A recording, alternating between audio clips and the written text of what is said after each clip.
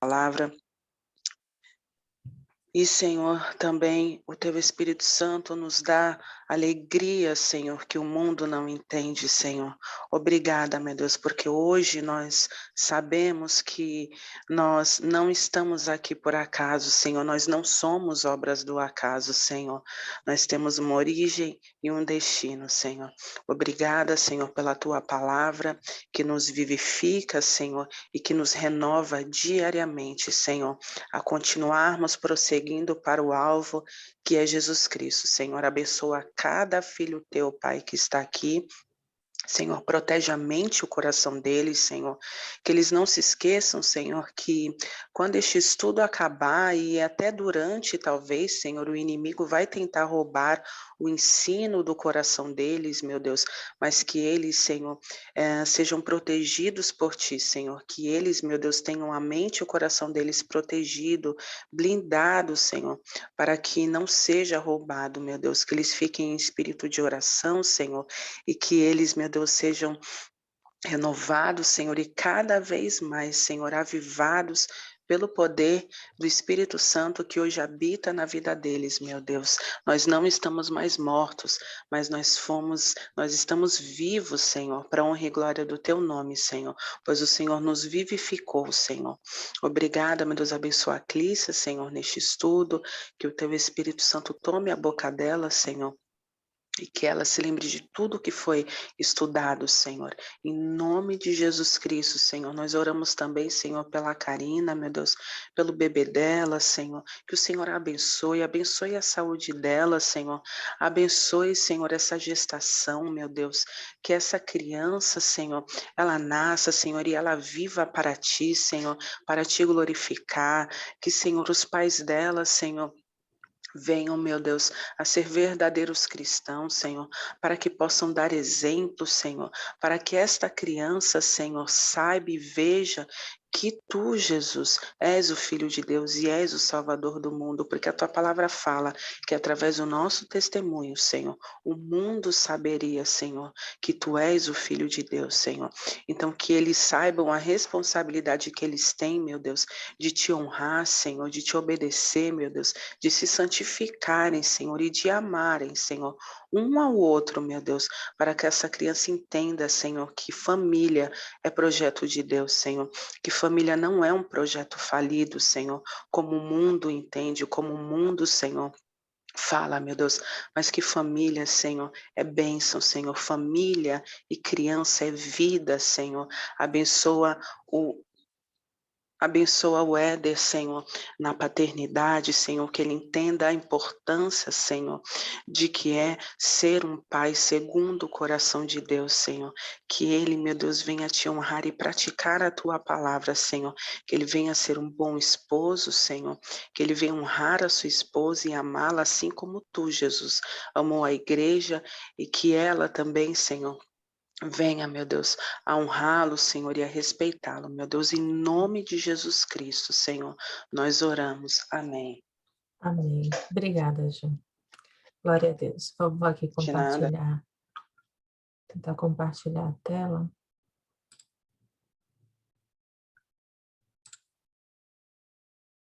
Deixa eu ver onde é que está aqui a apostila.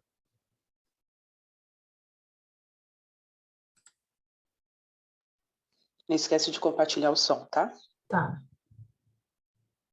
E de Vocês ativar a estão vendo, gravação. né? Já ativou a Ativei. gravação, né? Aham. Vocês estão vendo, né, a tela? Que Estamos bom. sim. Tá ótimo. Hoje a gente vai para a nossa... Deixa eu colocar essa tela aqui embaixo. Pronto.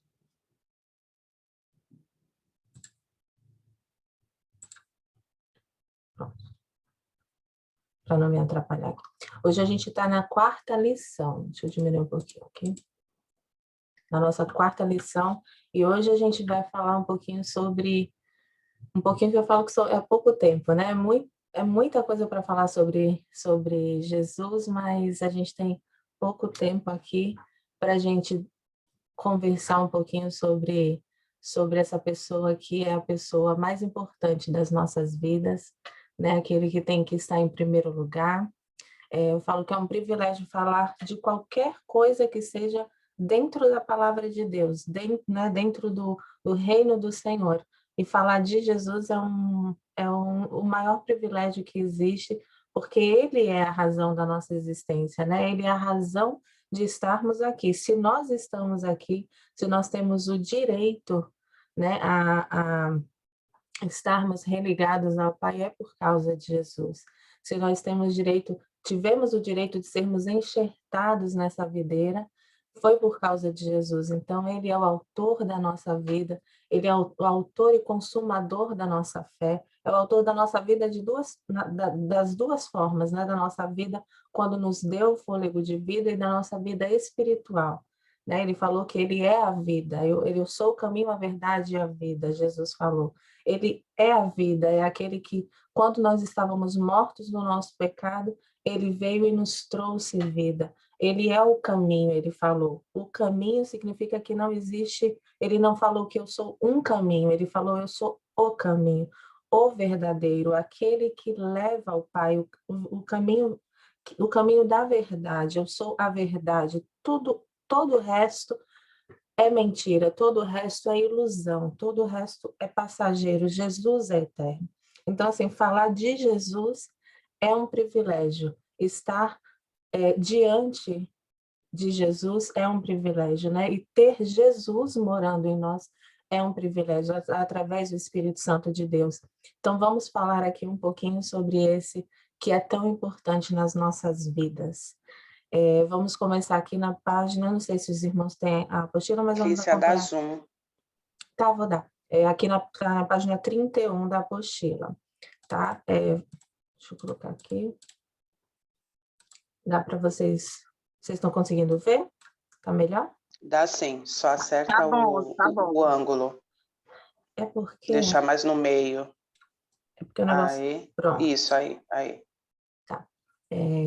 Vamos começar. Então, quem é Jesus, né? O tema central da Bíblia, principal da Bíblia, é o nosso Senhor Jesus Cristo. Eu vou ler aqui em Lucas 24, 27, a palavra de Deus fala assim: E começando por Moisés, discorrendo por todos os profetas, expunha-lhes o que a seu respeito constava em todas as Escrituras. Lá em Lucas 24, 44, fala assim: A seguir, Jesus lhes disse: São estas as palavras que eu vos falei, estando ainda convosco. Importava que se cumprisse tudo o que de mim estava escrito na lei de Moisés, nos profetas e nos salmos. E em João 5,39 fala: Examinai as escrituras, porque julgais ter nelas a vida eterna, e são elas mesmas que testificam de mim. Então aqui, por exemplo, em Lucas, a gente vê que Jesus fala que falou dele na lei de Moisés, nos profetas, em Salmos. Tem pessoas que acham que que Jesus começa, a história de Jesus começa no Novo Testamento, né? A falar de Jesus na Bíblia começa a falar no Novo Testamento. Mas a gente vê que a Bíblia, na sua completude, a razão principal, como aqui está escrito, o tema principal da Bíblia inteira, de Gênesis até Apocalipse, do primeiro livro até o último livro, nos 66 livros, a gente vê Cristo explícito, seja apontando para Cristo no Antigo Testamento, seja evidenciando a obra dele, o ministério dele no Novo Testamento, seja falando dos ensinos dele nos livros do Novo Testamento. Então, desde o Antigo Testamento, na lei de Moisés, já se aponta, desde Gênesis, na verdade, já se falava de Cristo com Abraão, com Moisés. Moisés foi um tipo de Cristo, né? Quando ele veio e ele libertou o povo. Deus escolheu Moisés para libertar o povo que estava cativo ali no Egito. A gente vê a história, a gente vê que ele é uma tipologia de Cristo. Por quê? Porque o que Cristo faz com a gente? A Bíblia diz que nós estávamos o quê? Nós estávamos cativos, nós estávamos presos no nosso próprio pecado, presos, escravos dos nossos desejos, escravos do mal, escravos do maligno, escravos de Satanás. A Bíblia lá em Lucas fala que o valente, que é Satanás, ele tinha guardado muito bem os seus bens nas suas mãos. E veio o mais valente, que é Cristo, entrou na casa do valente, ele guerreou, ele venceu o valente, ele tirou a armadura do valente, do diabo, e ele roubou, ele pegou para si os bens que estavam nas mãos do valente, que era do diabo. Nós somos esses bens que estávamos guardados na mão de Satanás. A Bíblia diz que antes da gente conhecer a Cristo, nós estávamos e andávamos no império das trevas. E Cristo, ele nos trouxe para o reino dele, para a luz da escravidão, para a liberdade nele. Então, assim, foi exatamente isso que Moisés fez com o povo, né? Tirou eles da escravidão. Então, por isso que isso já apontava para Cristo. Desde o Antigo Testamento, ali nos profetas, a gente vê profecias apontando para Cristo. Então, Cristo está em todos os momentos da Bíblia. Aqui a gente fala um pouquinho, né, mais detalhado, já que as escrituras apontam para Jesus, podemos resumir os 66 livros da Bíblia da seguinte forma, que separem em cinco etapas. Preparação, que é o que eu falei, todo o Antigo Testamento trata da preparação do mundo para o quê? Para a vinda daquele que seria o nosso Salvador, para a vinda de Cristo. Então, desde Gênesis lá, quando Deus falou que a descendência da mulher iria esmagar a cabeça da serpente. Já está falando em Jesus, já está apontando para Cristo, para que ele queria nos salvar. E aí toda a história é desenhada, porque assim, essa história, ela não foi, a história da salvação não foi, o homem começou a pecar e aí do nada Deus decidiu, no meio da história, enviar Jesus para salvar o homem. Tudo isso foi um plano, o plano da salvação foi desenhado por Deus, por Jesus, pelo Espírito Santo antes da fundação do mundo. Então, toda a Bíblia, ela já aponta para Cristo, desde o Antigo Testamento. Ali a gente vê nos profetas várias profecias, Isaías, Jeremias, várias profecias que apontavam para Cristo, falando que haveria um que viria, que levaria as nossas dores no madeiro, que levaria as nossas enfermidades, que seria rejeitado pelos seus. Então, tem uma série que nasceria de uma virgem, tem uma série de profecias no Antigo Testamento que apontam para aquele que é o esperado, o Messias, o ungido, que é Jesus Cristo. Aí aqui na manifestação, o segundo ponto, os evangelhos tratam da manifestação de Cristo no mundo, como rei e como redentor. Então aqui os evangelhos, os irmãos devem conhecer, os evangelhos são os 4 primeiros livros da Bíblia no Novo Testamento, que é Mateus, Marcos, Lucas e João. Mateus e João são apóstolos que andavam com Cristo. Marcos e Lucas são discípulos do Senhor que andavam também ali e eles andavam muito com os apóstolos também naquela época. Então, eles 4 tem muitas passagens que tem Mateus, que tem Marcos, que tem Lucas, que tem João, cada um numa perspectiva ali um pouco diferente. Tem algumas coisinhas diferentes, pontos que a gente vê diferentes, mas que tem a mesma história, às vezes, nos evangelhos, porque são perspectivas diferentes de cada um dos autores.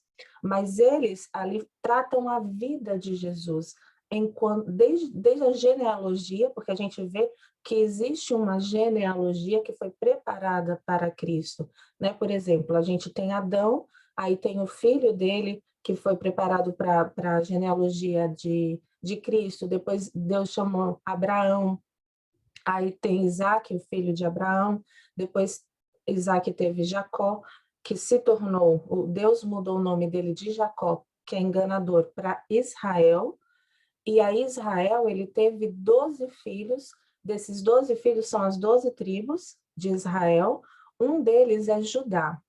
Então, Deus escolheu essa linhagem de Judá, por isso que Cristo se chama, também a gente fala leão da tribo de Judá. Então, a linhagem desse filho de Jacó, de Israel, foi a linhagem de Jesus. Então, a partir de Judá vieram os reis, vieram as autoridades, os reis que depois de alguns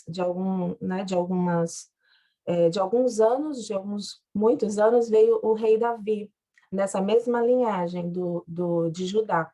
Então, depois de Davi, veio Salomão, então veio essa linhagem toda até chegar a Jesus. Isso conta no Novo Testamento, nos Evangelhos. Essa linhagem preparando até chegar Cristo, que é o Salvador. E aí, o que acontece? Fala do nascimento de Cristo, fala daquele momento em que Maria engravidou, que Deus veio o anjo e falou que ela que ela tinha sido escolhida para carregar no ventre dela aquele que iria salvar o mundo, Jesus, aquele que salva o mundo, que é Emanuel. Emanuel significa Deus conosco, Deus que se fez carne, que encarnou e que veio para salvar o seu povo, veio para a redenção do seu povo. Então, assim, conta toda a história. Na infância de Jesus não conta muita coisa ali nos evangelhos. Conta que ele foi para Belém, porque Herodes, o rei Herodes, queria matar, né, Jesus na sua infância. Ele sabia que Jesus ia nascer. O anjo apareceu para José, o marido de Maria, e falou para ir para Belém com uma mulher que ainda estava grávida. E aí ele foi para Belém, que seria melhor para a criança, foi para Belém, chegou lá, e aí teve o bebê, estava tendo uma festa lá em Belém, por isso que não teve lugar para Jesus ficar, né? Para Jesus não, para Maria ficar com José. E aí, nesse momento, eles ficaram num estábulo, por isso que o nosso Salvador nasceu numa manjedoura, nasceu de forma, né, ali num lugar humilde, numa manjedoura, porque não tinha lugar, as hospedarias estavam lotadas ali naquele lugar. Então, toda essa história depois fala que depois que aconteceu essa matança dessas crianças, que o rei Herodes queria matar as crianças para que Jesus fosse morto, só que aí Jesus foi preservado, né, por Deus. Depois que o rei Herodes morreu, José foi avisado, então ele voltou para Jerusalém com Maria e com Jesus. Conta quase nada da adolescência de Jesus, e aí começa, mas fala que mesmo, tem uma passagem até que Jesus se perde ali se perde não, os pais perdem Jesus ali num momento, mas Jesus ele estava pregando ali numa sinagoga, num templo, e ele estava falando, e ele era pequeno ainda, adolescente, na pré-adolescência, e ele tinha intrepidez, ele era diferente, ele falava com ousadia, né? Então, assim, ele era ungido, ele tinha o Espírito Santo de Deus com ele, então ele era um ser diferente, né? Então, assim, fala alguns pontos, e aí depois começa a falar sobre, na época que Jesus já foi batizado, e aí começa o ministério de Jesus a partir dos seus 30 anos, quando ele foi batizado, e aí conta quando ele começou a multidões irem atrás dele, vinham para ele curar, para ele expulsar demônios. Então, conta ele falando com os apóstolos, contando coisas sobre o reino dos céus, que o reino dos céus é chegado, se mostrando como rei, como redentor, como salvador, aquele que viria para salvar mesmo, para tirar pecados. Então, essa parte dos evangelhos tratam exatamente disso, contam, resumem essa história, porque a gente sabe que todos os livros do mundo não caberiam tanta história, né, de tudo aquilo que Jesus fez enquanto homem, né, enquanto Deus aqui na Terra. Mas ali tem um resumo da história, por isso que a gente sempre fala que é bom começar pelos evangelhos, porque ali conta a história do nosso Senhor, do nosso Salvador, Jesus Cristo. Então, é legal começar pelo Novo Testamento. O Antigo Testamento é muito válido também, tem coisas maravilhosas, mas a gente fala do Novo Testamento porque além de falar de Jesus, fala ali do nosso contexto como igreja também, né? Então, aqui, a propagação. O Atos dos Apóstolos trata da propagação de Cristo por meio da igreja. Propagação, o que seria essa propagação? Seria a ampliação, né? Então, assim, Atos dos Apóstolos vem depois dos evangelhos no Novo Testamento. Quando o Jesus ele é assunto aos céus, os apóstolos eles ficam aqui com a missão de quê? De pregar Cristo, de anunciar a mensagem que Cristo falou para eles, né? Cristo falou: ide por todo mundo e pregai o evangelho. Eles precisavam pregar o evangelho para que o evangelho chegasse até os confins do mundo.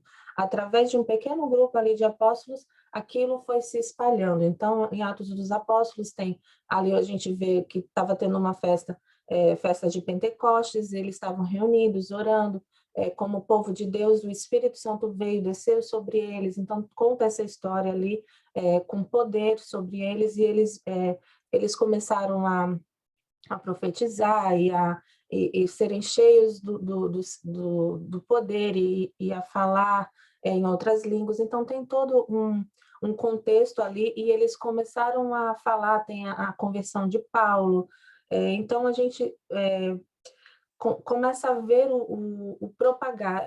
Eles eram perseguidos porque muitos judeus, eles não criam em Jesus, né? Então, eles perseguiam aqueles que começavam a crer naquele que era Jesus, né?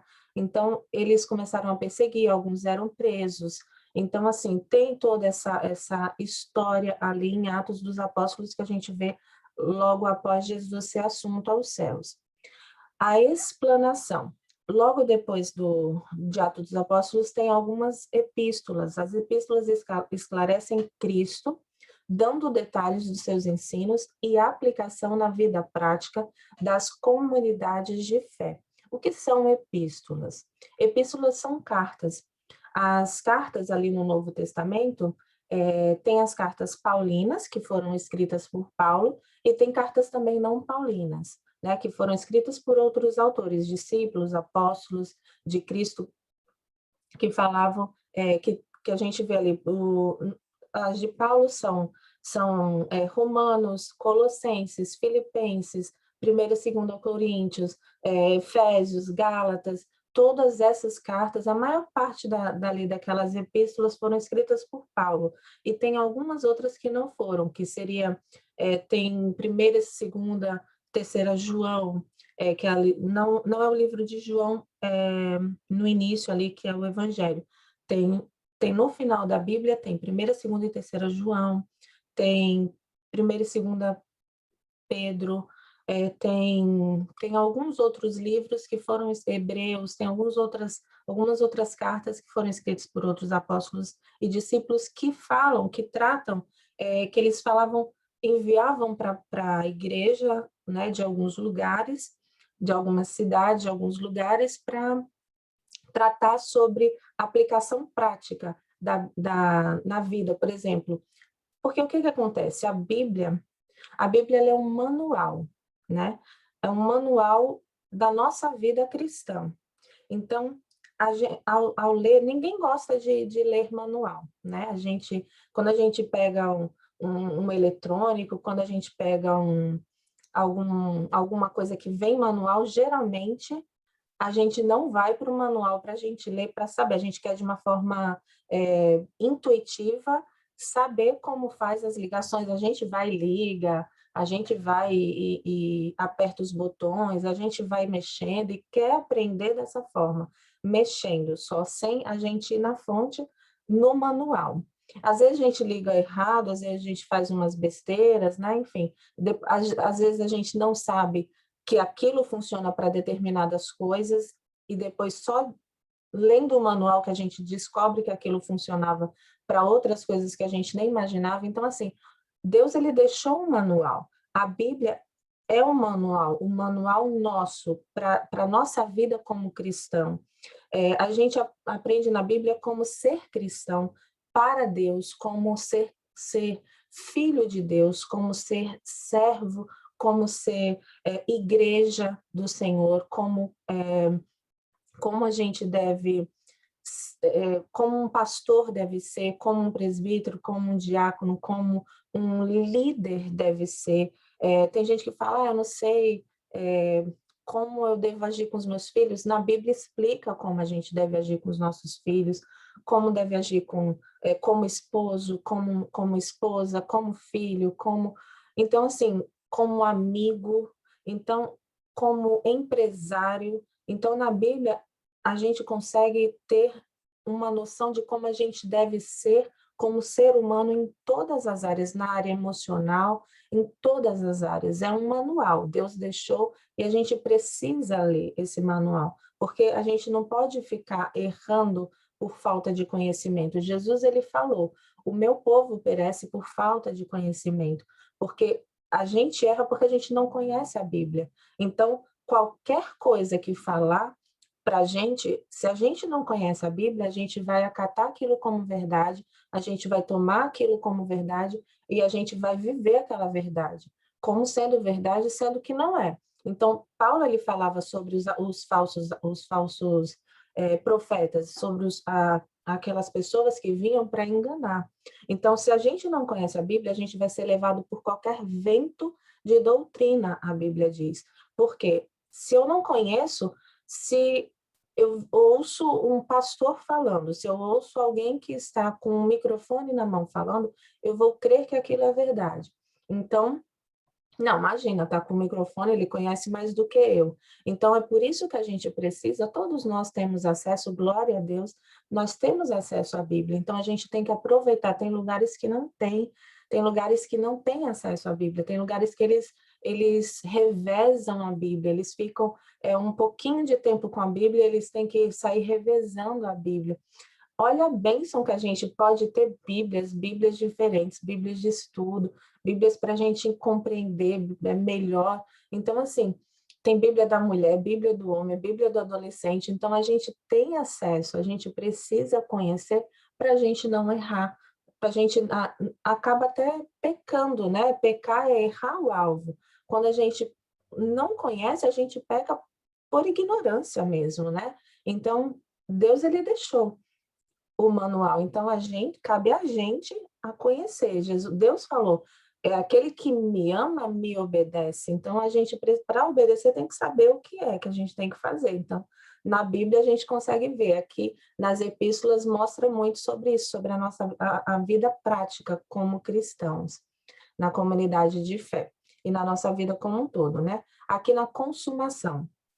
O Apocalipse trata do relacionamento de Cristo com a igreja e a consumação de todas as coisas. Apocalipse, tem gente que acha que é um livro muito difícil. Realmente, é um livro meio difícil, mas é um livro lindo. É um livro que fala sobre o fim.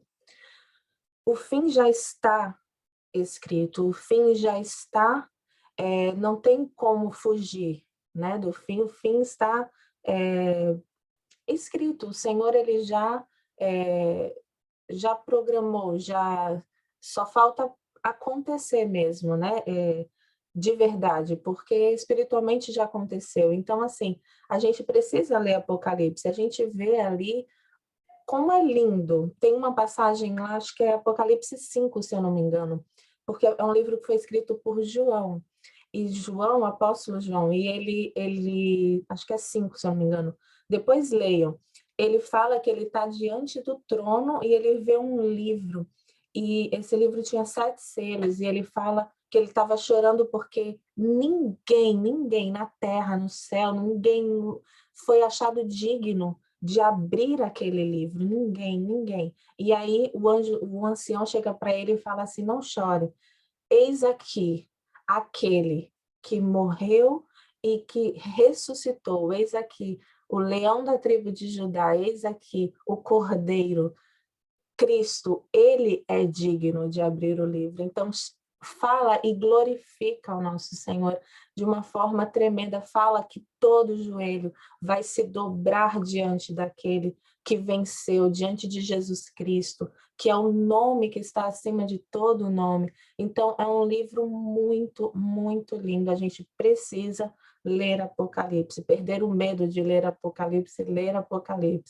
Amém? Então, fala sobre o fim, e o fim está, e nós estaremos com o Senhor. A palavra fala, aqueles que perseverarem, né, estarão com Cristo, Aleluia. estarão com Deus, estarão com o Senhor eternamente. É um livro que mostra o juízo do Senhor sobre aqueles que desobedecem, sobre aqueles que não estão em Deus, mas é um livro que mostra a fidelidade de Deus para conosco, a fidelidade de Deus, o amor de Deus, a misericórdia de Deus para conosco, que não merecemos, né? Mas o poder dele em nós nos ajuda a estarmos todos os dias ali perseverando e caindo e levantando, né? Porque tem gente que cai e permanece prostrado, então que a gente continue. Se a gente cai, que a gente levante, em nome de Jesus, para que a gente esteja ali, junto com ele, em nome de Jesus, no grande dia. Então, vamos continuar aqui. Deus, ele criou o homem com liberdade. O homem poderia escolher obedecer a Deus ou se voltar contra ele. O homem, então, decide se afastar de Deus. Esse afastamento fez surgir entre ele e Deus um verdadeiro abismo, de maneira que o homem não mais podia, por si mesmo, se achegar a Deus. A barreira que impediu o homem de se aproximar de Deus era o pecado. Ele havia afetado a natureza humana, levando o homem a viver na mais terrível escravidão, que por sua vez abrangia a vontade, os pensamentos e as emoções. Contudo, o pecado não somente trouxe corrupção ao ser humano, ele também quebrou o relacionamento que antes existia entre o homem e o seu Criador. Então, aqui, resumindo essa parte aqui, o que acontece? Nós, na verdade, muitos falam sobre questão do livre-arbítrio. Na verdade, nós, seres humanos, somos seres caídos, a Bíblia diz. Quando o pecado entrou através de Adão no ser humano, Adão pecou, Adão e Eva pecaram. O pecado entrou na humanidade. A Bíblia diz que nós não somos capazes de... A Bíblia diz que em nós não existe nada de bom. Na nossa carne, ela sempre é inclinada para o mal. Sempre. Qualquer coisa que a gente queira fazer, Paulo tem uma passagem que Paulo fala assim, o bem que eu quero fazer, esse eu não faço. Mas o mal que eu não quero fazer, esse eu faço. Então, assim, é uma luta constante. É uma luta do quê? É uma luta da carne contra o espírito. Então, assim, isso vai existir sempre, mas a nossa carne, ela sempre vai inclinar para o que é mal. Então, sempre que a gente quiser fazer a nossa vontade, a gente vai fazer o que é mal. Tudo o que a gente faz de mal, a gente faz por nós mesmos, porque nós somos maus. Qualquer coisa que a gente faça que seja de bom, nós não fazemos por nós mesmos, porque em nós não existe bondade. Qualquer coisa que nós façamos de bom, por menor que seja, nós fazemos pela graça, pela misericórdia e pela ação do Espírito Santo em nós. Então, quando nós escolhemos usar essa liberdade, nós sempre iremos para longe de Deus. Então, por isso que nós não temos que usar isso, essa liberdade, porque se a gente usa essa liberdade, a gente vai pecar. Pecar como eu falei, é errar o alvo. Ao invés da gente estar perto de Deus e escolher aquilo que é bom, aquilo que Deus quer para as nossas vidas, a gente vai escolher sempre o contrário. Então, por isso que é muito importante. Agora, vocês estão novos no Senhor, estão conhecendo mais o Senhor, a maioria daqui, né? Então, assim, tentem sempre orar em todo o tempo para que o Espírito, nessa guerra, isso nunca vai acabar, é uma luta constante, porque somos carne, né? Estamos nesse corpo, mas é uma luta, a gente precisa sempre pedir para que o Espírito de Deus nos ajude, para que o Espírito sempre vença, nunca a nossa carne, para que a gente sempre faça aquilo que é a vontade do Senhor nas nossas vidas e não a nossa própria vontade, porque a nossa vontade é falha, o nosso coração é enganoso. Então, resumindo isso aqui, que a gente não use a nossa liberdade, para a gente fazer as nossas escolhas, porque as nossas escolhas são más, que a gente sempre ouça a voz de Deus para que a gente escolha aquilo que Ele quer nas nossas vidas, em nome de Jesus. Continuando, contudo, o pecado não somente trouxe a corrupção. O ser humano, ele também quebrou esse relacionamento que antes existia entre o homem e o seu Criador. Adão e Eva, eles viviam em plena comunhão com Deus, ali no Éden, ali no paraíso, ali né? Quando eles foram criados. Mas o pecado entrou, então houve essa separação entre o homem e Deus. Clícia, tem algum microfone aberto aí? Eu acho que é o da Cecília. Você consegue fechar daí? A gente, desculpa. Já fechei. Desculpa, Não fechei, foi sem irmã, querer. imagina, querido. Mas Deus, desejando restaurar o seu relacionamento com o homem, foi ao encontro dele. Então, é o próprio Deus que vem ao encontro da gente. A gente está morto, né? Quando a gente não está em Deus, a gente está morto. Não tem como a gente ir ao encontro de alguém se a gente está morto. O próprio Deus, ele veio ao nosso encontro. De várias maneiras, Deus foi ensinando os meios para se ter um relacionamento com Ele. E tudo que Deus ensinou ao homem, no sentido de retomar o relacionamento com Ele, tinha por objetivo apontar para a suprema manifestação do Pai em Jesus. A gente vê ali no Antigo Testamento, na lei de Moisés, que fala sobre os sacrifícios que eles faziam, do cordeiro, então assim, tinha que ser um cordeiro, tinha que ser um sacrifício com sangue e tal, então já apontava para Cristo, que viria aquele que seria o cordeiro perfeito, né? Sem mácula, sem mancha, que iria tirar o pecado do mundo. Jesus é a suprema manifestação de Deus pelo fato de ser o próprio Deus encarnado. Por meio de Jesus, de sua vida, morte e ressurreição, Deus reconcilia o mundo consigo mesmo. Jesus é o único caminho de volta para Deus. Por quê? Que Jesus é o único caminho. A gente vai ver aqui, Jesus é o único caminho. Por quê? Tem a passagem, depois vocês vejam essas passagens, tá, amados? Porque não dá tempo da gente ficar lendo, parando para ler as passagens de João 14:6, 1 Timóteo 2:5. Mas depois vocês podem ler, tem aqui em 2 Coríntios 5:19 também a passagem. Jesus é o único caminho de volta para Deus. Por quê? Jesus, ele foi o Cordeiro perfeito. A gente vai ver aqui sobre a humanidade de Jesus e a divindade de Jesus. E a gente vai ver o porquê que ele era o único que poderia fazer o que ele fez, né? De essa obra redentora.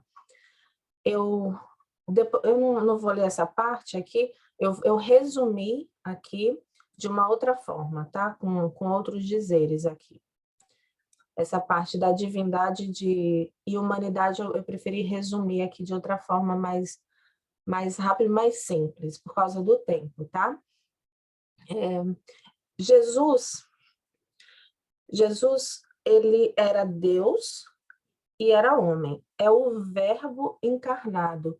Deus, ele veio, ele se encarnou, ele se fez homem. Mas Jesus, ele não era 50% Deus e 50% homem. Ele era 100% Deus e ele era 100% homem. Ele era pleno nas duas naturezas. Ele foi uma só pessoa, tá aqui, mas duas naturezas. Não sei se vocês estão conseguindo ver, deixa eu dar mais um aqui. Ele foi uma só pessoa, mas ele tinha essas duas naturezas, a natureza humana e a natureza divina. E essas duas naturezas eram imutáveis, não mudava, não muda. E eram indivisíveis, não se divide essa natureza. Maria, tem muita gente que fala Maria é mãe de Deus. Maria, ela não é mãe de Deus. Maria, ela é mãe da natureza humana de Jesus. Ela é mãe de Jesus enquanto homem.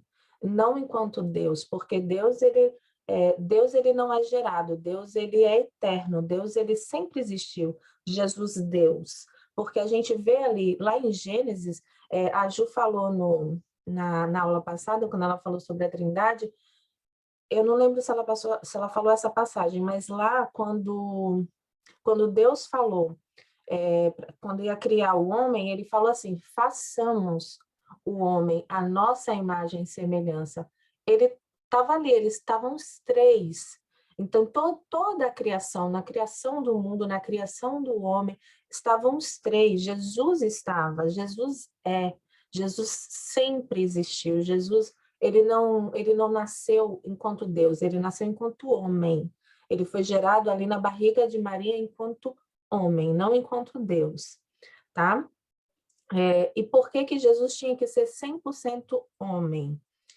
Deus, ele tinha que cumprir o quê? As promessas dele. Então, como eu falei, no Antigo Testamento tinha uma série de promessas falando que viria um homem que seria assim, assim, assim. Então, era uma promessa, eram promessas de Deus.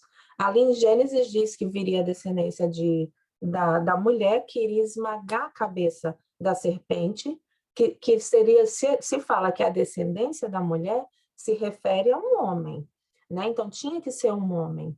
Deus disse a Abraão que um descendente dele viria para abençoar as nações da terra.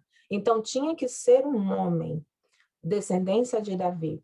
Quem trouxe o pecado ao mundo, quem foi? Aqui foi Adão, que é tido como o primeiro Adão, né? E aí Deus ele enviou o segundo Adão, que é Cristo, né? Quando vocês ouvirem o segundo Adão, se refere a Cristo. Por quê? Porque veio o primeiro Adão e ele fez tudo errado. O primeiro homem, ele fez tudo errado. Ele pecou, ele errou, e aí tinha que vir um segundo homem, que seria o segundo Adão, que teria que ser perfeito e fazer tudo certo. E esses, para ser perfeito, tinha que ser Jesus, né? Então, tinha que ser homem. Então, por isso que Jesus tinha que ser 100% homem. Então, tinha que ser homem, um representante da natureza humana para carregar sobre si os nossos pecados e morrer de verdade na cruz pelos nossos pecados, levando a culpa de toda a humanidade que ele representava e que ele representa ainda. E por que Jesus tinha que ser 100% Deus? Aqui não é homem, tá? É Deus. Por que ele tinha que ser 100% Deus? Porque ele tinha que cumprir todas as exigências da lei. E nenhum homem é capaz de cumprir, porque é muito, muito difícil.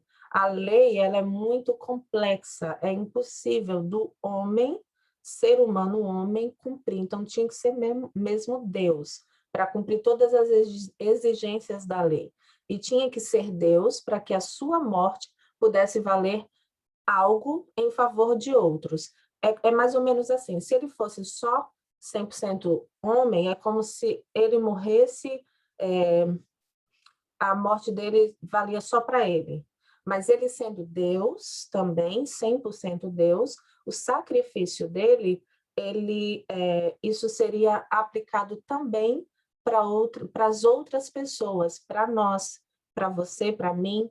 Então, isso, por ser Deus, esse sacrifício, ele não é,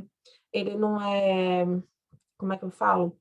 Ele não é finito, ele é infinito, tá? Por ser Deus. Sendo homem, seria finito, mas por ele ser 100% Deus também, esse sacrifício dele tem valor infinito. Por isso que podemos, por causa da morte dele, receber o perdão dos nossos pecados, todos nós, tá? Ele tinha que ser Deus para poder ressuscitar e viver eternamente como intercessor e mediador. Por isso, ele é verdadeiramente e plenamente Deus e homem. Jesus vive para sempre como Deus homem. Tem gente que acha que depois que ele morreu, ele não é mais Deus homem. Ele continua sendo Deus homem, tá? Mesmo depois a palavra diz que ele ganhou um corpo glorificado. Nós, quando ressuscitarmos, ganharemos um corpo glorificado também, tá? Então, Jesus, continua Deus homem, mesmo no céu. Mesmo depois da sua morte, ele continua com as duas naturezas. A palavra de Deus mostra. Nós temos um representante, né, um membro da humanidade à direita de Deus Pai, no céu, que nos entende. Então, ele nos entende, ele sabe, ele passou pelas coisas que nós passamos, ele passou pelos sofrimentos, ele passou pelas angústias que um ser humano passa, ele entende as nossas dores, ele passou por tentações, então ele entende a gente, e por isso que ele é o nosso mediador, ele é o nosso intercessor. A Bíblia diz que o seu reinado dura eternamente. Que coisa linda, gente. A Bíblia mostra, né, na Bíblia a gente consegue ver que os reis, eles reinavam, e quando morre, acabou o reinado. Mas mostra que Cristo, o reinado dele, a Bíblia diz que é eterno. Por quê? Porque ele é eterno, ele não morre, ele ressuscitou e ele vive eternamente e ele reina eternamente. Olha que coisa maravilhosa. Esse é o nosso Jesus, o nosso Deus maravilhoso. Aqui está falando ainda, né, sobre... Aqui tem tem várias referências aqui, tá? Na apostila, sobre a humanidade de Jesus, não dá tempo da gente ver sobre a divindade de Jesus aqui também. Aqui está falando do mesmo tema, mas eu resumi aqui para vocês, tá? Por causa do tempo. Considerações finais. Cília, Oi. deixa eu só falar um detalhe. Tá. Da questão do perdão dos pecados, né? Meus irmãos, por que vocês hoje, quando pecam, Deus pode perdoar vocês? É justamente por tudo isso que a Cris explicou. Porque quando Deus olha para nós hoje, ele não vê, por exemplo, a Juliana, ele vê Cristo. Quando Jesus se entregou lá na cruz, foi para que também, quando Deus me olhasse, ele visse ao Filho dele, Jesus Cristo, tá? Então, por causa disso, o meu pecado é perdoado. Por causa disso, eu alcanço a graça e a misericórdia de Deus, porque Jesus se entregou no meu lugar. Então, Éder, Maitê, Marlan, Giane, Lauro, Luca, Jéssica, Tati, Igor, Cecília, Clícia, Cíntia. Então, sempre que o Senhor, sempre que vocês pecarem, não se esqueçam que vocês, graças ao sacrifício do nosso Senhor Jesus Cristo, vocês têm a oportunidade de serem perdoados, alcançarem a misericórdia de Deus e estarem com Ele quando o Senhor Jesus voltar. Então, só isso já é motivo para a gente acordar todos os dias extremamente feliz. Amém. É isso mesmo, Ju. E assim, tem pessoas que falam, não, eu não tenho...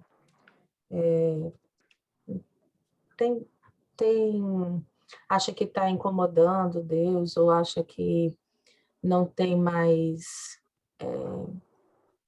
acha que não pode se chegar a Deus de alguma forma, por algum motivo.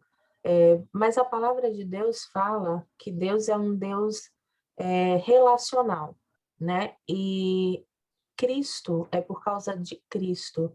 A gente ainda vai ver aqui um pouquinho mais na frente, por causa de Cristo, nós podemos ter esse acesso ao Pai, né? Nós podemos ter acesso a Deus. E nós temos, como eu falei aqui, Ele é o nosso intercessor. Tudo que a gente for pedir a Deus, a gente tem que pedir em nome de Jesus. Pedir, porque é Ele que intercede por nós, porque Ele sabe as nossas dores, Ele conhece a gente melhor do que ninguém, né? Então, assim, não se acanhe de falar com o seu Deus, não se acanhe de falar com o seu Pai. Sempre que precisar, sempre que se pecou, se a gente peca, a gente tem sim que pedir perdão a Deus, o nosso Senhor, ele nos compreende, a gente tem que se arrepender dos nossos pecados, a gente tem que tentar estar ali sempre se moldando, tentar sempre se santificando, mas se acontecer de pecar, existe, graças a Deus, existe aquele que intercede por nós, porque ele morreu ao nosso favor, ele morreu por causa disso, ele levou sobre si, sobre o madeiro, os nossos pecados, né? Então existe perdão para nós. Glória a Deus por isso. Aqui, nas considerações finais, fala: Jesus é o Filho de Deus. Ele é a suprema manifestação de Deus, pelo fato de ser o próprio Deus encarnado. Por meio da sua vida, da sua morte e ressurreição, Deus reconciliou o mundo consigo mesmo. Lá em 2 Coríntios 5:19. Aqui tem uma leitura complementar, eu não vou ler essa parte, tá? Vocês podem ler se vocês quiserem depois, mas eu não vou ler agora. Sobre o nascimento, que fala sobre o Messias deveria nascer em Belém, né? Então, lá em Miqueias foi profetizado que ele nasceria em Belém, o Salvador do mundo nasceria em Belém. A casa de Maria ficava na distante Nazaré. Um alistamento decretado por Augusto César fez... Oi? Tem algum microfone aberto, Celi. Deixa eu ver.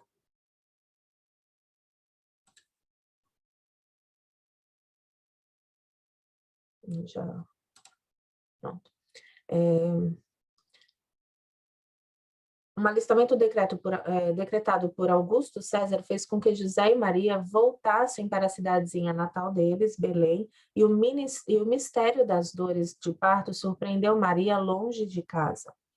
A hospedaria estava lotada e o modesto casal só encontrou refúgio no estábulo. Eu já falei isso um pouquinho mais ali atrás, né? Ali, enquanto Augusto se ocupava com os projetos do grande império, Herodes tramava novas vilanias e o rei Herodes aqui, né? Tramava novas vilanias e o mundo seguia o seu próprio curso, todos inconscientes do acontecimento momentoso que se passava. O Filho de Deus estava nascendo. Aleluias. Como eu já comentei aqui, né, sobre essa parte do nascimento, quando eu falei ali dos evangelhos, aqui fala, nos evangelhos fala sobre a parte do nascimento de Cristo, aí fala dos reis que foram, os 3 reis que foram guiados pela estrela até onde Jesus estava, que foram levar presentes para ele, conta toda a história ali do nascimento. Sobre a crucificação. Eram aproximadamente 9 horas da manhã, quando a ordem da crucificação foi dada. Jesus padeceu fora da cidade, em Hebreus 13:12, num local chamado em hebraico de Gólgota, em grego, crânion, em latim, calvarium, que é calvário, que em todas as línguas significa caveira.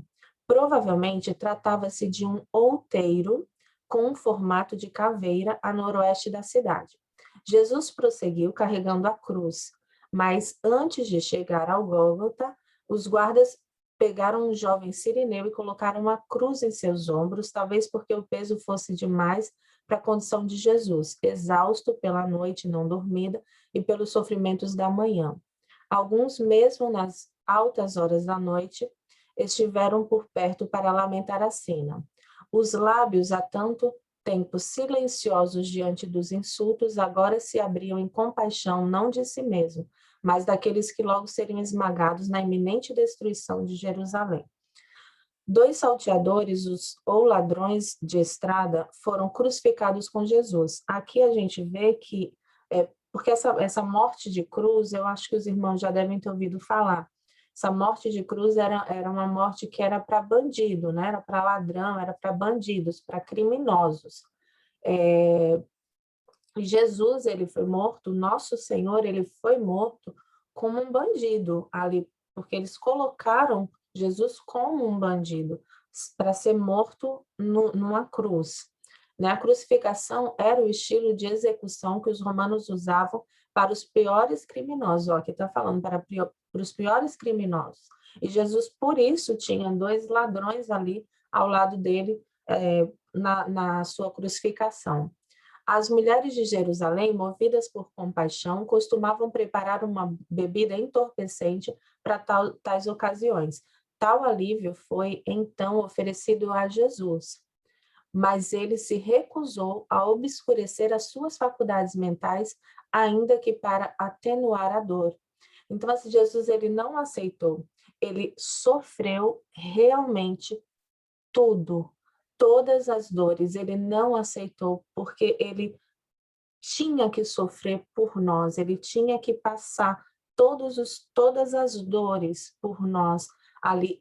A Bíblia diz que Jesus falou, ninguém tira a minha vida, eu a dou.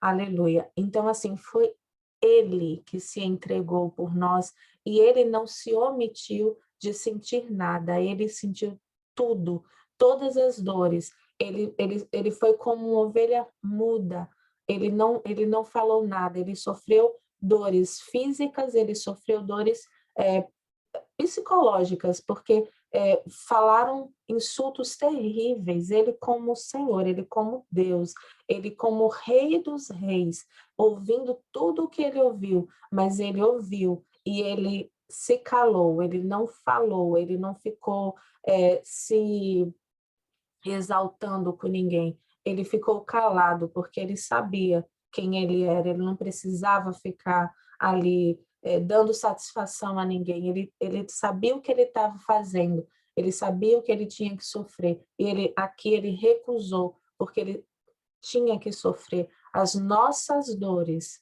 em nosso lugar. No momento do seu grito de expiração, a terra sentiu o abalo de um terremoto. O véu do templo se rasgou de cima a baixo. Esse véu do templo, no templo de Deus, tinha o átrio, tinham 3 partes, tinha o átrio, o pátio, tinha o santo lugar, o lugar santo, e tinha o santo dos santos, que era o lugar santíssimo, o lugar onde só o sacerdote entrava para expiação dos pecados, né? Que onde estava presente, simbolizava a presença de Deus. Tinha ali a Arca da Aliança. Então, ali havia um véu de separação para esse santíssimo lugar. Então, quando a Bíblia diz que o véu do templo se rasgou, significa que esse véu que fazia essa separação do santo lugar para o santíssimo lugar, ele foi rasgado através da morte do nosso Salvador Jesus Cristo, do nosso Senhor. Então, o que acontece? Antes, só sacerdotes podiam entrar na presença, né, de Deus. E hoje não, hoje a Bíblia diz que nós todos, não só pastores, não só presbíteros, não só diáconos, são sacerdotes, mas todos nós que somos cristãos, que estamos em Deus, fomos feitos sacerdócio real de Deus. Então, nós temos acesso, onde nós estivermos aqui, nessa reunião online, na nossa casa, no nosso trabalho, no nosso quarto, em qualquer lugar, onde a gente entronizar o Senhor, onde a gente fechar os nossos olhos e falar com o nosso Deus, nós estamos com Ele. Não existe mais separação. Nós temos acesso, esse acesso, por isso que Jesus é esse vivo caminho que nos religou ao nosso Pai. Por isso que esse véu foi rasgado e não existe mais essa separação. Por isso que ele nos trouxe de volta ao nosso Pai. Então, não existe mais essa separação através do pecado. O nosso pecado, ele jogou no mar do esquecimento e hoje nós estamos ali. Como a Ju falou, ele olha para nós, Deus olha para nós e ele vê Cristo. Entre nós e Deus existe Cristo. Então, nós podemos ali ter esse acesso direto ao nosso Pai, por causa de Cristo. Os homens se encheram de pavor. Até o centurião romano foi constrangido a dizer: verdadeiramente este era o Filho de Deus. Lá em Mateus 27:54 e em Marcos 15:39. O dia seguinte à crucificação era um sábado importante. Os judeus foram capazes de cometer um assassinato, mas não permitiam violar cerimonialmente o sábado. Os corpos não podiam permanecer nas cruzes após o pôr do sol.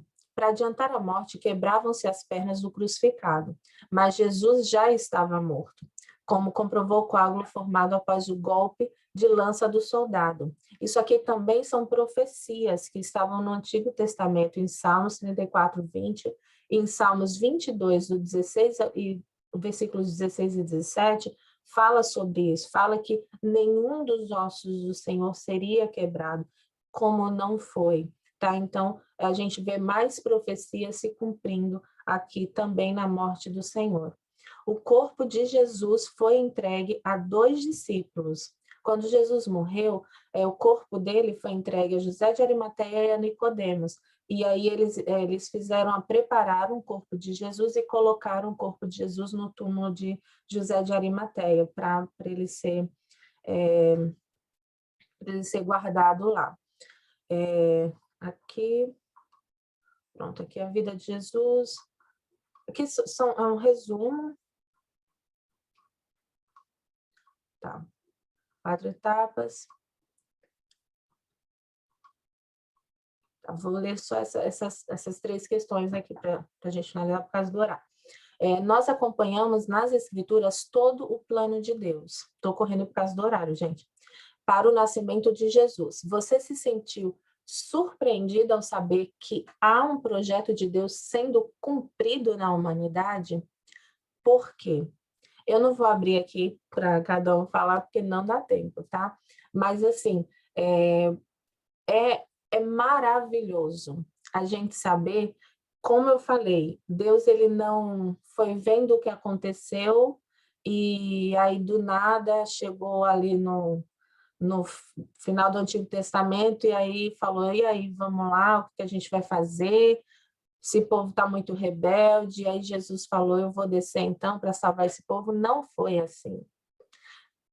Foi feito um plano desde antes da fundação do mundo.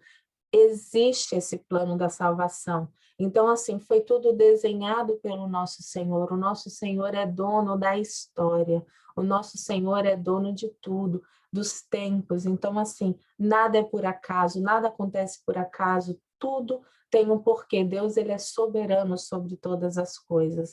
Não existe acaso. Deus, ele está acima de tudo. Deus, ele coordena todas as coisas. Deus, ele está em todas as coisas. Ele planejou todas as coisas. A Bíblia diz que nós fomos escolhidos antes da fundação do mundo. Nosso nome está escrito no livro da vida antes da fundação do mundo. Então, é tudo um plano do Senhor que está se concretizando ao longo da história e vai ter fim ali no Apocalipse, quando nós estivermos face a face com o nosso Senhor. Então, é maravilhoso a gente saber que a gente está guardado nesse Deus, que a gente está protegido e a potente mão desse Deus poderoso, criador de todas as coisas, sustentador de todas as coisas, está sobre as nossas vidas, sobre a nossa família, sobre a nossa casa. Em nome de Jesus, é maravilhoso. Aqui no 2, Cristo morreu na cruz por amor a você. Lhe substituiu numa punição que deveria ter sido sua e lhe deu a garantia da eternidade no céu. Como saber essa verdade tem transformado a sua vida? Em quais áreas você observa mudanças? Aqui, amado, vocês são novos no Senhor, são novos convertidos, estão conhecendo o Senhor, estão conhecendo a palavra de Deus, estão conhecendo Jesus, estão conhecendo as coisas do Senhor. Isso, a nossa vida, ela precisa, a Bíblia diz que a gente precisa ser nova criatura. Quando a gente é nova criatura, significa que as coisas velhas, elas precisam passar. Significa que aquilo que eu fazia antes, que não é aprovado por Deus precisa ser deixado de lado. Paulo fala, todos nós éramos um monte de coisa. Ele fala, antes do Senhor, nós éramos ladrões, nós éramos assassinos, nós éramos mentirosos, nós éramos uma série de coisas, ele fala, mas agora que conhecemos o Senhor, agora que estamos nele, se mentíamos, não devemos mentir mais. Se éramos ladrões, não devemos roubar mais.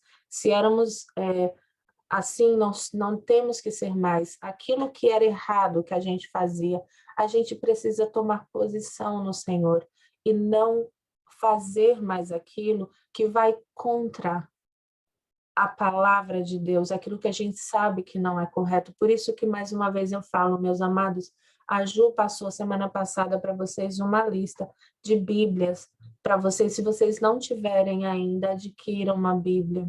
É muito importante a gente conhecer a Bíblia, esse manual que o Senhor deixou, justamente para a gente não errar o alvo, justamente para a gente não pecar contra Deus, justamente para a gente buscar essa santidade. Tem muita gente que fala, só quer ser santo.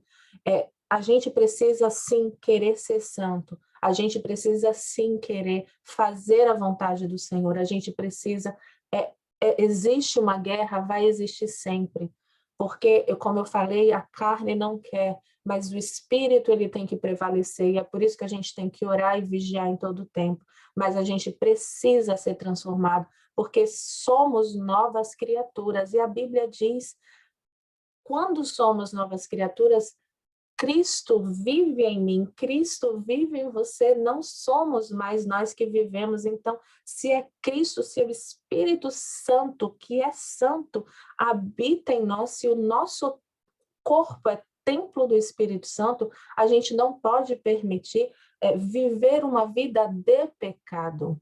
A gente peca, mas a gente não vive uma vida de pecado. A gente pode cair, mas a gente não vive uma vida de pecado, pecando ali de forma explícita, sem se arrepender, uma forma jogada e lançada na lama. A gente se arrepende, a gente não peca de forma... a nossa consciência, o Senhor, ele não permite, o Espírito Santo, ele vai nos limpando, a gente não consegue ficar em paz. Sabe quando você não consegue ficar em paz se você peca? É isso, é o Espírito Santo já trabalhando em você. E aí você vai e você larga o pecado. Então, isso são os frutos. Isso são frutos de um novo nascimento. Isso é isso que a gente precisa ter, essa transformação de vida. Depois que a gente conhece o nosso Salvador, depois que a gente entende o preço, porque assim, as obras, aquilo que eu faço, não deve ser para eu ser salva, porque eu não sou salva por obras, a Bíblia diz, mas as minhas obras, tudo que eu faço, tem que ser um reflexo da minha gratidão pela salvação que Jesus me deu. Então, que a gente faça tudo por gratidão ao Senhor, por essa salvação tão grande e bênção que a gente recebeu nas nossas vidas, em nome de Jesus. Sim. Amém. Glícia, se tu me permite, só falar de um trechinho da oração que o Senhor nos deixou, que é o Pai Nosso. Sim, querida. E quando tem o Pai Nosso, e no trecho do Pai Nosso que fala assim, não vos deixeis cair em tentação, mas livrai-nos do mal. Ou seja, não nos deixeis cair em tentação, Senhor, eu me arrependo, sei que sou, que erro, que peco, e não me deixa mais cometer os mesmos erros, porque o Senhor já mora em mim. Exatamente. E não vos e livrai-nos de todo o mal. O que é isso? Não permitir que a gente viva, se exponha a pecados no qual nós vamos querer ficar neles. Exatamente. Que o Senhor nos proteja daquilo que não é da vontade dele, protegendo-nos de todo o mal. O que é o mal? É aquilo que não vem do Senhor. Então, a gente se arrepende dos nossos pecados, mostra que estamos realmente dispostos a estar sempre juntos do Pai, e pede, como todo filho pede para o Pai ajuda, pede proteção, pede alimento, a gente pede para Ele não deixar que a gente viva coisas que não é da vontade dele, que é o mal. Exatamente. Exatamente. Amém, querida, exatamente, é isso mesmo. É por isso que eu falei, a Bíblia diz para a gente resistir ao diabo e o diabo vai fugir. A gente precisa fazer a nossa parte e a gente precisa orar, né? Como a Cecília falou, a gente precisa orar para Deus, para o nosso Deus, para que Ele nos dê essa força, porque essa força é do Espírito Santo. O Espírito Santo, ele habita em nós, ele é o nosso ajudador. Ele é o nosso auxiliador, ele nos auxilia, ele nos ajuda, ele está aqui para isso, ele é o nosso amigo, ele está aqui para nos ajudar a vencer as nossas tentações, aquilo que a gente precisa, as nossas fraquezas. A gente precisa pedir ajuda, porque o Espírito Santo é vivo e ele nos ajuda, ele é bom. E aqui Jesus Cristo em breve voltará. Não sabemos o dia ou a hora. Se Jesus voltasse hoje, qual seria a sua reação? Você está preparado? E o que eu sempre falo, às vezes a gente fala, mas Jesus, sou muito nova,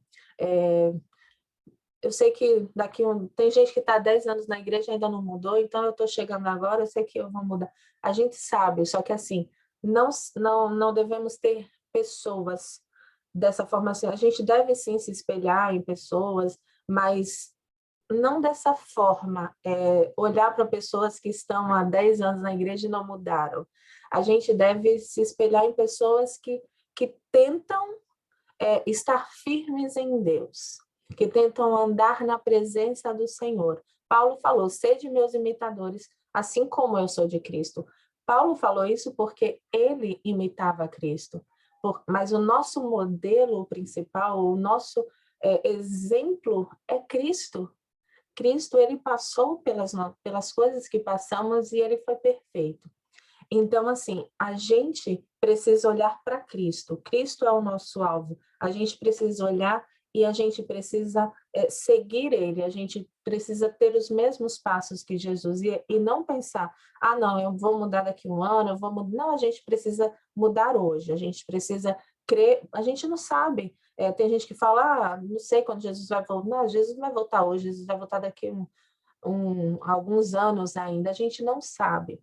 E ainda que Jesus não volte na segunda volta de Cristo, né? Hoje, o próximo ano que seja, mas a gente não sabe quando vai ser o nosso último suspiro. A gente não sabe quando o Senhor ele volta, às vezes, individualmente. Ele vem nos pegar, às vezes é o nosso último dia, a gente não sabe. Então, a gente não sabe.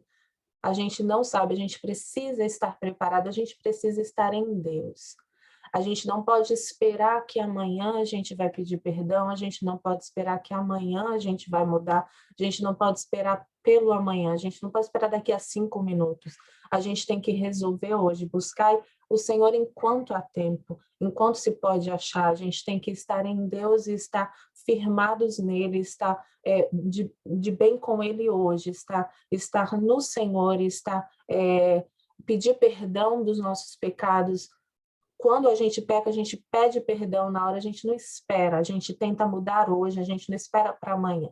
Então, que a gente esteja preparado hoje, não amanhã, em nome de Jesus Cristo. Queridos, eu quero passar aqui um vídeo bem rapidinho, porque é um vídeo maravilhoso, que fala sobre o nosso Senhor, bem rapidinho, 3 minutinhos aqui para a gente finalizar, que fala do nosso Senhor. Deixa eu ver como é que eu pauso esse novo compartilhamento, né? Eu acho que é isso. Você interrompe esse compartilhamento. Isso. No novo compartilhamento? Clica aí na tela. Testa aí. Eu acho que é isso.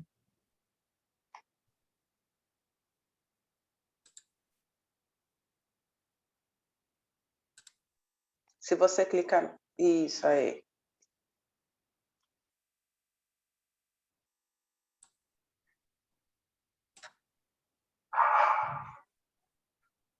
Mas ainda não está aparecendo para a gente aqui. Aí, agora tá. Aí pode aumentar a tela. Lá. Deixar o vídeo maior se quiser. Aí.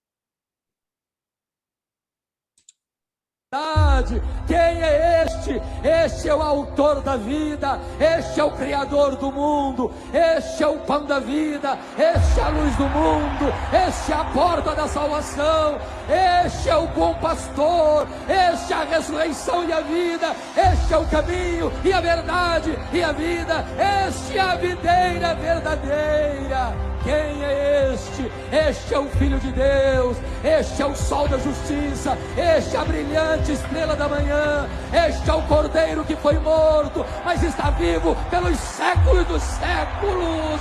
Quem é este? Este é aquele que por amor de nós não levou em conta a vergonha da cruz, pela alegria que lhe estava proposta de ser o nosso Redentor. Quem é este? Este aqui que andou por todo lado no poder do Espírito, libertando os oprimidos do diabo. Os cegos viram, os mudos falaram, os surdos ouviram, os coxos andaram, os leprosos foram purificados, os mortos ressurgiram. Quem é este? Este é a pedra fundamental da igreja, este é o dono da igreja, este é o edificador da igreja, este é o protetor da igreja. Quem é este? Este é o nosso Salvador, este é o Messias, o desejado de todas as nações, este é o Rei dos Reis, este é o Senhor dos Senhores. Quem é este? Este é aquele que suou sangue no Getsemane, sangrou, chorou no Getsemane, na mais titânica batalha, para derramar a sua alma na morte, para nos resgatar do inferno. Quem é este? Este é o Cordeiro que tira o pecado do mundo. Este é aquele que levou sobre o seu corpo, nos madeiros, nossos pecados. Aquele que foi cuspido, aquele que foi vilipendiado, aquele que estendeu seus braços na cruz e transformou aquele patíbulo de horror num palco da glória de Deus e no instrumento da nossa redenção. Quem é este? Este é aquele que foi sepultado, mas aquele que arrancou nas entranhas da morte, o aguilhão da morte, e ressuscitou gloriosamente, poderosamente, vitoriosamente. Quem é este? Este é aquele que voltou para o céu, está sentado no trono, o nosso grande advogado, o nosso supremo sacerdote, aquele que reina sobre as nações, aquele que levanta reis e depõe reis, aquele que tem as rédeas da história em suas mãos. Quem é este? Este é aquele que derramou o Espírito Santo sobre a igreja. Este é aquele que governa a igreja. Quem é este? Este é aquele que vai voltar para buscar a sua noiva, pessoalmente, visivelmente, audivelmente, inesperadamente, gloriosamente, vitoriosamente. Quem é este? Este é o nosso glorioso Redentor, a razão da nossa vida e da nossa esperança. A Ele a honra, a Ele a glória, a Ele o louvor agora e pelos séculos eternos. Aleluia. Aleluia. A Ele a glória, queridos. A Ele o louvor. Esse é o nosso, Aleluia. o nosso Senhor. Deixa eu pausar aqui. Deixa eu ver aqui que eu perdi vocês. Pronto. Glória a Deus, lindo Esse é o demais. nosso Senhor maravilhoso. Ele é aquele que deu e se entregou, deu a vida e se entregou por nós, e que vai retornar, e que prometeu e que virá, e em breve virá para nos pegar, nos tomar para Ele de vez. Estaremos face a face com Ele eternamente, eternamente em glória, no gozo, no paraíso com o nosso Senhor, num lugar onde não há temor, não há choro, não há dor, né? Num lugar que Ele está preparando para nós. Essa é a esperança da nossa salvação, a esperança desse Deus maravilhoso que Ele deixou para nós. Então, estejamos firmes, estejamos juntos. A Bíblia diz que Ele é o cabeça de nós, da igreja, da nossa o nosso cabeça, então ele faz parte desse corpo que somos nós, a igreja, ele faz parte, olha que coisa linda, né? Então, ele é parte de nós, ele vive em nós, então que a gente gere frutos para esse Deus maravilhoso que deu a sua vida por nós, em nome de Jesus, tá bom? Que a gente seja a resposta para esse mundo aí, que a gente faça o que ele falou, para que a gente vá ao mundo, que a gente pregue Cristo, que a gente pregue a palavra de Deus, para que outros também possam recebê-lo em seu coração e possam também viver a alegria de recebê-lo nas suas vidas e terem as suas vidas transformadas para a glória dele. Em nome de Jesus. Tá bom, queridos? É um prazer estar aqui com vocês. Vamos tirar o nosso print aqui por causa da hora para a gente acabar aqui. Já são 10h33. Sei que tem uns irmãos que precisam sair. Deixa eu ver como é que eu tiro. Deixa eu finalizar aqui a gravação.